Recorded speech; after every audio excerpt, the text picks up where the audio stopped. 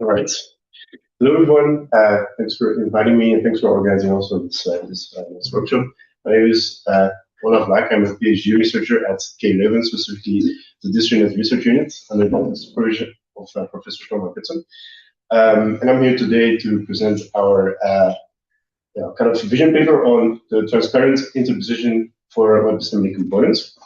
So it's going to be a little bit different. It's going to have a more security focus, but still obviously with kind of a systems tints to it. All right. So first, I will give a little bit shortly the motivation that we had for developing like the interposition framework. Then I will give a little bit of background on the WebAssembly component model, WebAssembly itself, and also how it handles security. Then I will very shortly explain the interposition framework and give a short demo. Then I will specify the domain-specific language that we want to integrate with the interposition framework to generate like these interposition components. To then conclude with a short conclusion and also positioning the work into the broader scheme of things at District and my PhD trajectory. All right. So WebAssembly is starting to encourage the reuse of third-party components, which means that we can now, starting to support the ability to download components from the internet and integrate them into your own builds. And with the component model, you can really see that they are starting to encourage this. But software supply chain attacks are a very current issue, especially with ecosystems like NPM, which is kind of where I feel like this is going. Since security is a core WebAssembly principle, I think it's a really pertinent question. How do we protect the WebAssembly, prevent the WebAssembly ecosystem from suffering the same fate?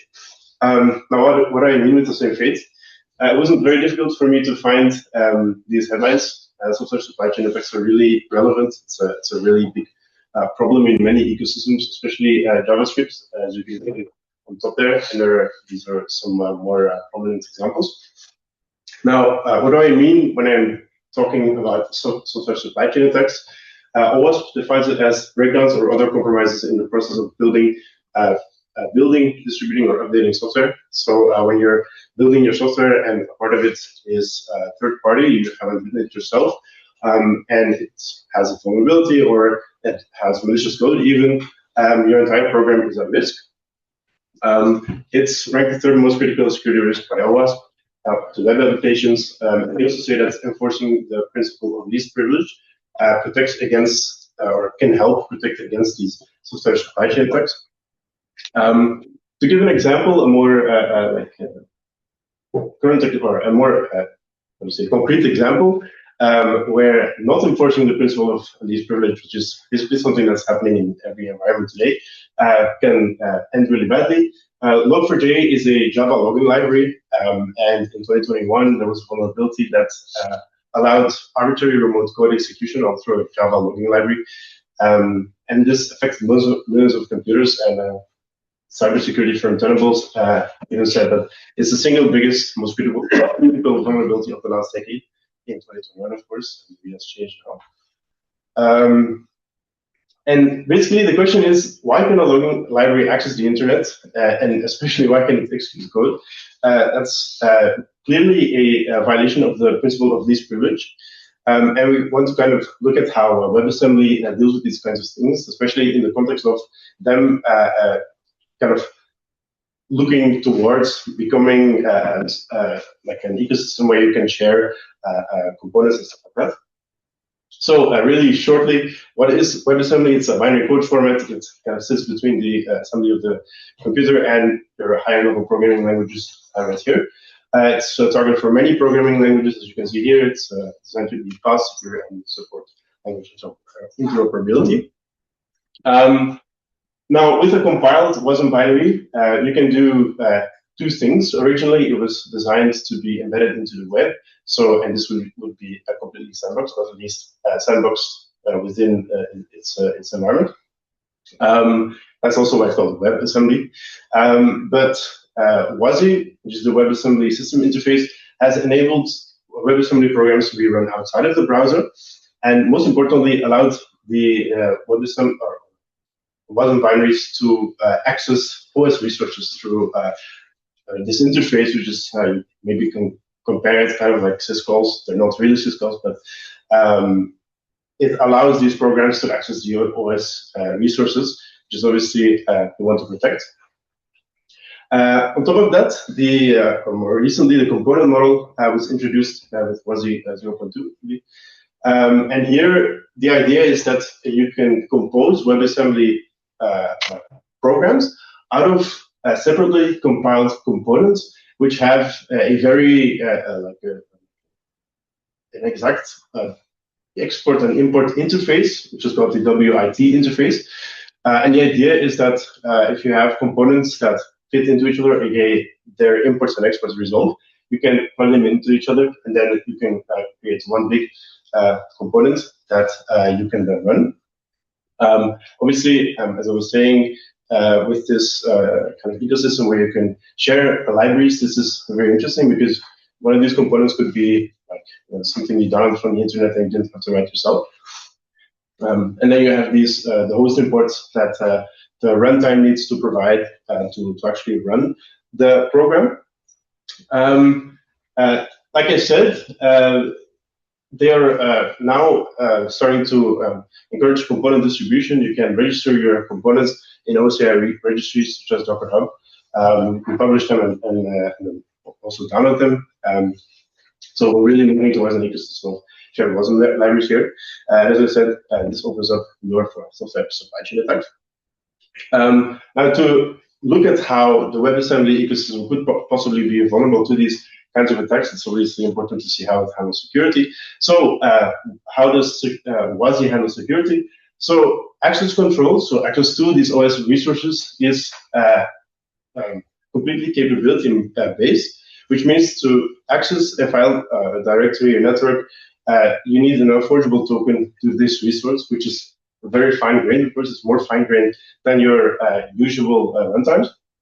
But as I will show you, these capabilities can actually be retrieved easily. They rely on ambient authority for instantiation, which means that sometimes you don't need to provide explicitly authority to get a capability. They also don't support dynamic verification, and there's also some other points. For example, if you want to restrict access to a third-party component, you have to do this in the code, which kind of mingles or mixes implementation code with security relevant code. Basically, WASI also violates the principle of least privilege. And to get like kind of more complete example here, one of the most important resources to protect is your file system. And WASI handles this by giving components that you run access to pre-open directories before you run it. So when you run it, you have to say specifically, okay, you have access to these directories, which obviously compared to usual ecosystems is very fine-grained. But they are granted statically, can be retrieved easily, and are usually shared in the composition, which I will now show can still meaningfully violate this privilege, meaning that you can still perhaps create a software supply chain risk. So to illustrate this, imagine we have a program that's composed of two components, main.wasm and lover.wasm, and main.wasm requires key.jwt, which is a secret, and lover.wasm obviously has access to some log.txt. So when you compose this together, the component requires both of these pre-opens at basically at runtime, so statically, which means that actually this logger component has access to the key.jwt. And if you downloaded the components, this logger component from the internet, well, you can see where that can be an issue. Besides being like opened, these libraries and components can also actually retrieve these capabilities for these entire directories and files using the get directories WASI function call, which is usually granted to most programs that have to access the file system at all. So basically, a component always has access to all of its pre-opens. And to kind of alleviate that, we took inspiration from Shell, which allows you to write declarative contracts that restrict shell scripts. So this is a different application, but we think it also is very relevant here. And they basically wrap these scripts dynamically, and then using these contracts that you write, they restrict these capabilities at runtime. So it's not anymore that you give capabilities statically. You can kind of change them at runtime as well. And the result is that security relevant code is now separate from implementation code. It enforces the principle of least privilege, and you also show that it can, it decreases the attack surface. And it inspired our approach for wrapping components. So speaking of wrapping components, the interposition framework works as follows. So as I said before, components have this WIT interface with these explicit imports and exports. And the idea of the interposition framework is very simple. We simply generate automatically a second component that basically re-exports and re-imports all of the imports and exports, or at least the ones that you want to wrap, right, using a contract. And the idea, or the important point, is that the WIT interface of the whole composition remains the exact same. So that means there are no changes required to the host or the guest. And also the interposition itself is a component, which means that it all compiles together. Basically the host to the host and to the guest also, this is completely transparent. Okay, so now I want to show you how the framework works. So we have a component for the demo that's a very simple component. It just exports guest entry and it imports a function from the host called host hello. And I will show you that we can wrap this automatically without any kind of input. Let's see.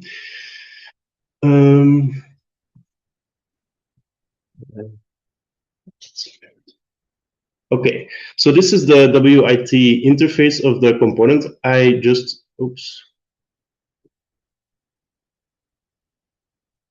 talked about. So you can see it imports host API, which is just host hello, and it exports guest entry. Okay, that makes sense. With the framework, we can, but I'll actually show what guest entry is first, of course. So we can see guest entry is a very simple function. It just prints a simple message and then calls host hello. And host hello is very similar, it just prints a message. I can show you how the component does. So it's very simple. It just calls these functions and prints some stuff to the standard output. And what we can do now is we can generate, first of all, the WIT interface for the wrappers, which we'll do with a script, generate wrappers. And using this WIT wrappers, which look very simple, of course, because all you have to do is import and export the imports and the exports of the original component. The reason why this is separate is because you have to actually make two components, one for imports and one for exports. But this is really important why. So you can see it has this WIT interface, and then using this WIT interface, we can generate and also compile the wrappers. So what this will do is it will create bindings from this WIT interface, which basically give you Rust traits that you can implement, or that you can implement to implement the exported functions. And our framework now generated a component here. This is not really important, this prelude. But you can see here, it basically just re-implements the host hello function. It also does this for the guest entry function. And you can see that it, well, in this case, it just prints a simple message. But in the future, we want to integrate this with the contract checking system. And then calls the original host hello function, which is going to print a message. And now to show that it's completely transparent to the host, I will first compose these, which is basically like putting the puzzle pieces together, basically. And we now have you see here, final interposed, which is the which is the interposed component. See, and if we run this, we can see that it's intercepted without having to change the host or the guest at all. One nice thing about this also is that it's stateful. So the interposition itself is a component, which means that you can have state in it. You can, for example, count how many times a function call has been done to rate limit it, because you can store this kind of stuff inside of the component itself. Performance-wise, we haven't done any measurements yet. As I said, this is kind of a vision paper on my what I want to work on in my trajectory of my PhD. But we can imagine it only happens for cross-component,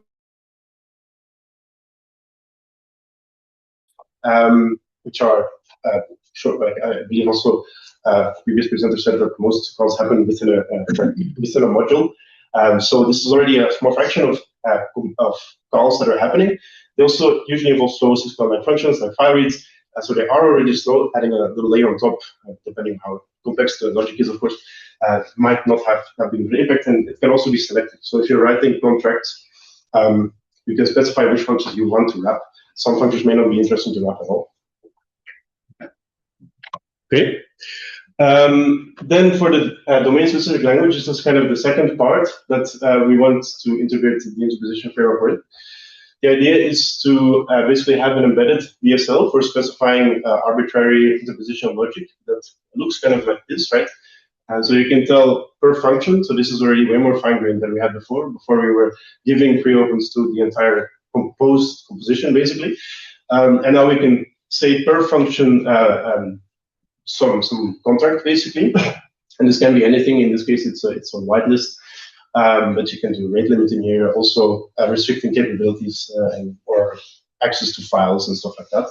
And this would enable fine-grained, user-friendly, and dynamic policies. Without knowing, or even when you can trust the components, because you know at runtime it's going to be enforced.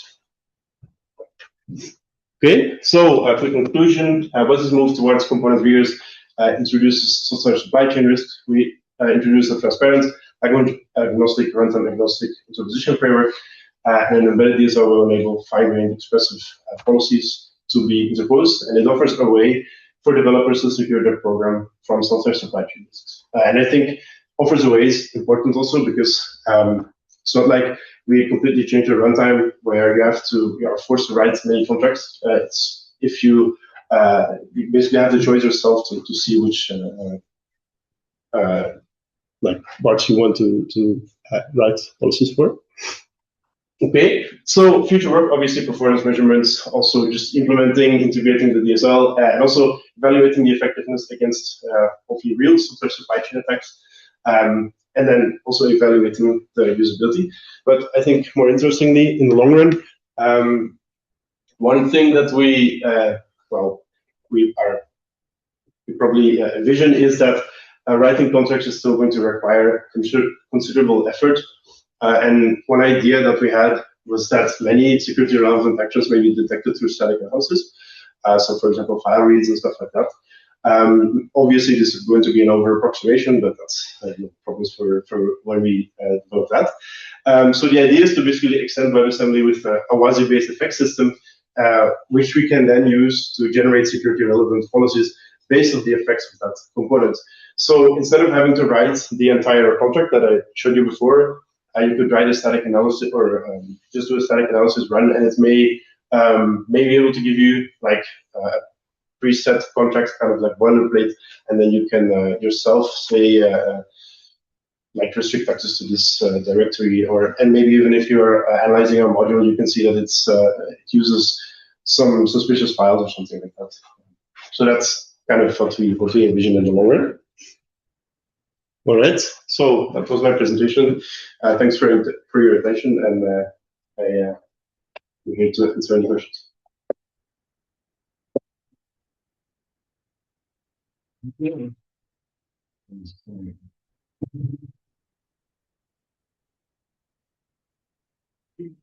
Next, interesting talk. I have a question. You mentioned you had the composition where you had one file and the other file were combined, and you failed to address that your solution is capturing these users.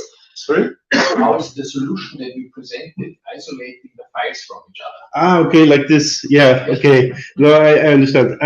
Well, the idea is if you can write like a policy where you can say this function or even this component, right? In the case of the example, you can say the component. You can simply just say, okay, this component has only access to this file, and it would work inside of the composition because this interposition component is a part of the composition, basically. So instead of saying, okay, the whole composition gets access to these files, you can say this component or even this function gets access to this file. So then, yeah, the component can basically, the logger component can be only restricted to the logger.txt. That's the idea. Okay. That's a straight question. Yeah, I have well, maybe a very simple question because I don't have experience with Wasm.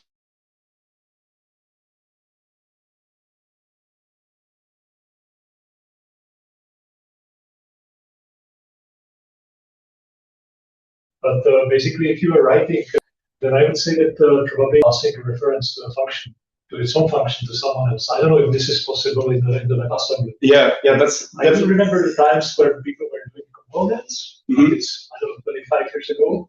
And the point was, I would say, engineering, software engineering benefits. And the components were supposed to play nice. But here, if you are to constrain someone, you have to assume that the components are going to play, you know, hard. Yeah, of course. Yeah, I think that's definitely something that we need to look into because yeah, like Shadow could be that they could simply escape the composition like that. That's true. Yeah. Okay. Yeah. Thanks. I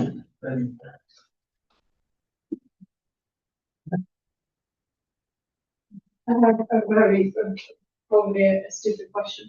So. Who does the wrapping? So let's say some third party does the wrapping, right?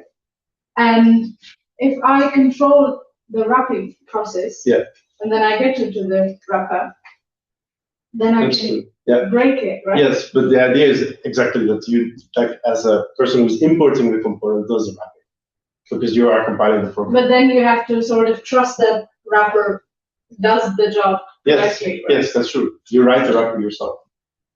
That's the idea. Or like that's in the long run you can already you can generate the component itself, the boilerplate, but the idea is that you can also generate these contracts yourself. So that it's not because exactly if you have to write these things for every component that you import, that's a lot of work. So but if a malicious user wants to, I don't know, wrap in a way that probably benefits them and for their attacks, then probably they can target a wrapper because the wrapper is not, I don't know, it's not formally proven correct, right? Or it's not, I don't know, it's a best gateway to, you know, attack a wrapper that lets probably something underneath. Maybe, I don't know. Well, the idea. The idea is that when you build your program yourself, you're importing a component, you wrap it yourself, so that way you can restrict anything that does species. But then you can't never rely on composites, or it wasn't wrapped by you. So you always have to start by the most basic box, or don't you? So yes. Okay. Yeah.